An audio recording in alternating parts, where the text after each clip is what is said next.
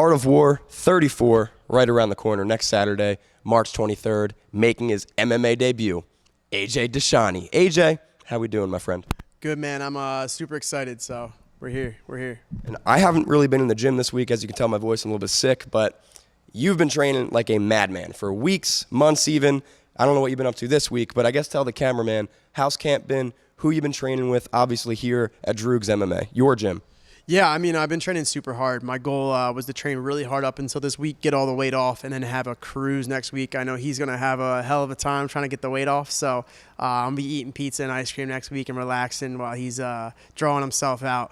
But yeah, I've been training hard, doing 2-a-days, getting camps in everywhere. So I've been doing straight up wrestling with the Campbell brothers. They're both D1. They're phenomenal. Doesn't get any better than them. I've been cross training NPR, Algios, down at North Star, bringing guys in here, John Lopez, Mike Nose. So we're getting good looks, man. I'm getting good looks. I'm feeling really good.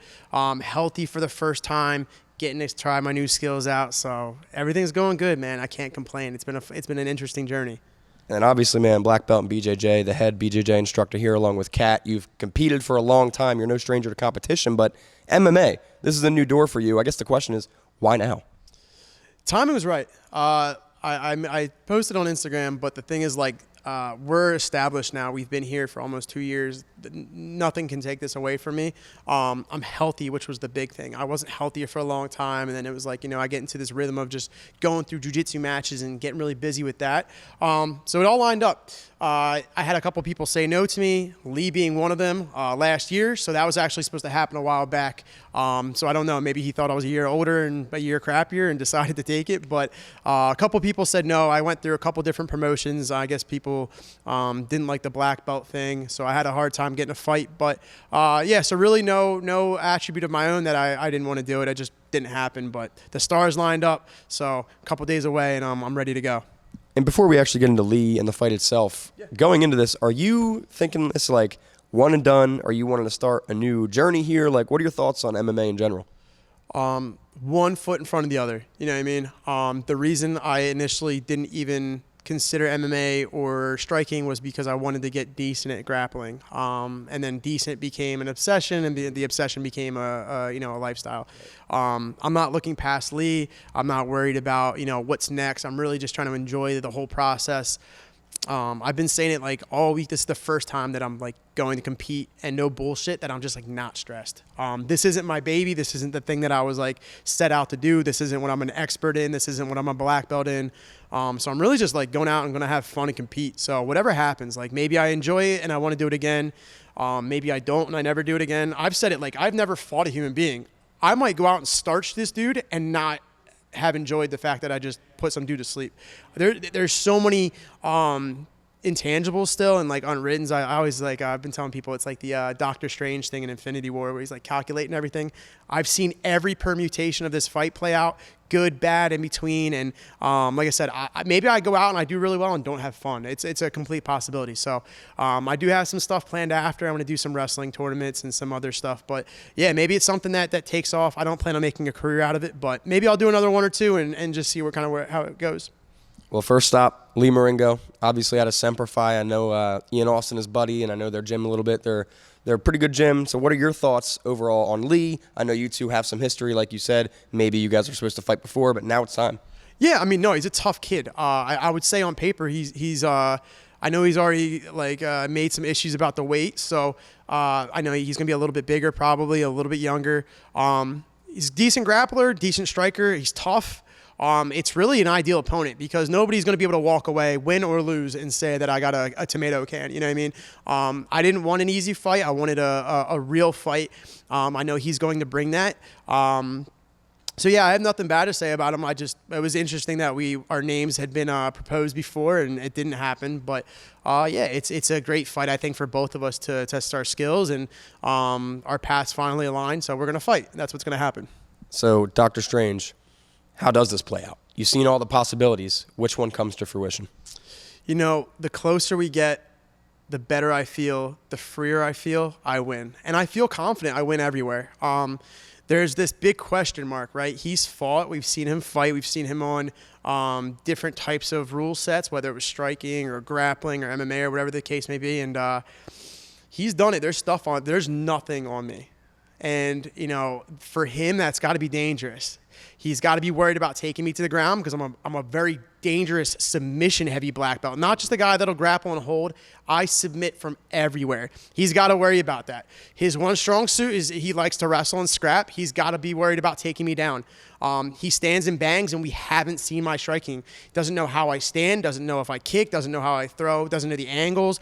He doesn't know if maybe I'll wrestle. I mean, I've been putting a lot of wrestling in. He does not have an idea. So I have an idea how it plays out, how I think it's going to play out. But the closer we get, the more and more confident I feel that it's going to be me. Like I said, I've never done it before, so there was no paper to build this off of, but I'm feeling good. And dude, you train jiu-jitsu, you know, 6 or 7 days every week. In this camp, I think it's switched up a little bit. I know you're still training jiu-jitsu, but you worked in sparring, striking, wrestling, the whole nine. So, like, did you enjoy that a little bit, like really diversifying your camp? Yeah, I mean, that more than anything, I think, was a good reason to do this. It took me out of my comfort zone, even with jiu-jitsu. You know what I mean? Like I said, I'm very submission heavy. I submit people from everywhere. I like to do spinny, flying, low rolling stuff. I've been giving people a lot of hold down rounds lately. So just me pinning them and making it miserable, grappling with gloves. So it's been a test of just like my skills, my discipline more than anything. I get complacent, like, you know what I mean? Like grappling is what I'm good at, comes to me naturally. So just the discipline to eat right, to sleep right, to train, to do strength and conditioning, stuff that I didn't have to do for grappling. That in itself has been a reward along the whole process, is being able to go out and like just learn new skills. You know what I mean? Grappling, you learn a new move and learn an idea, but overall, like I said, I'm a black belt. I'm pretty much there as far as like that stuff's concerned. So being able to go out there and like test my chin and test my fortitude and test my will, that's different. That's been rewarding. And you've been talking about an MMA debut for longer than just this camp, right? You were trying to work with Cage Fury and other promotions to get it done, and it just so happens Art of War 34 is the date. But something you said to me long ago, I'll ask about right now, is kind of your reason why, and a part of that, an angle of that, was the students and an example you want to set. So I'm wondering if you could touch on that and stepping in the, you know, you're the coach, but now you want to be the role model in the cage. Explain that a little bit. Yeah, I mean, my biggest thing always, even with jiu-jitsu, has been leading from the front.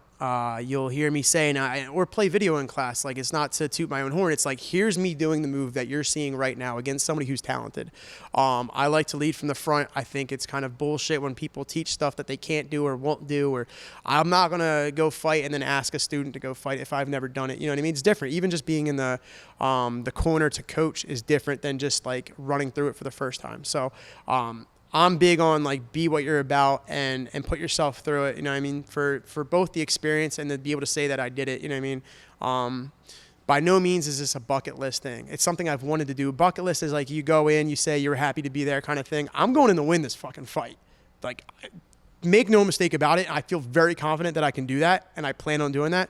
But that being said, I want people to see that I was going to drive to other camps, getting rounds in, staying after class, doing strength and conditioning, eating 100 calories a meal instead of 500 calories. You know what I mean? Like, that's what it's about. It's really the process and doing things the right way. Chael has a quote, I think, is something about like along the lines of, you know, you don't know if you're going to win, you don't know if you can win, but you should always feel like you deserve to win.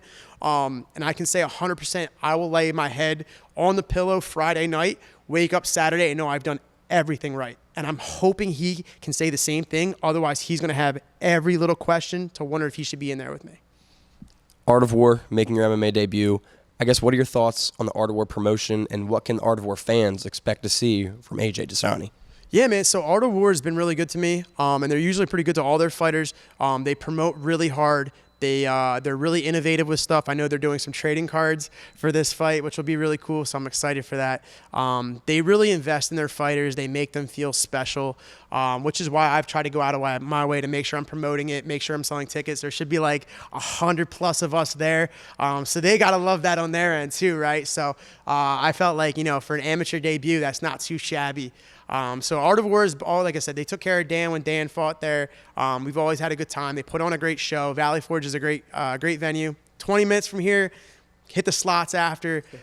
So yeah, man, it all lined up the way that it should have. You know what I mean? I was open to anything and all comers, but Art Award made it happen. Jillian's great. She's great to work with. Mike and Deb are great. So really just no problems. I needed to re-up on tickets a couple times now, and they hooked me up. So when it all comes down to it, they made it work.